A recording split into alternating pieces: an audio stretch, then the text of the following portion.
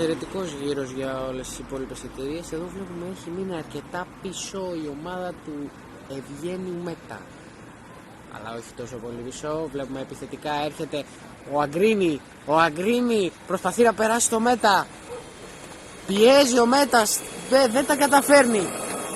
Και τερματίζει πρώτο-τελευταίος ο Μέτας, απίστευτο. Ακολουθεί ο Αγκρίνη. Τρομερή κούρσα και από τις δύο ομάδες.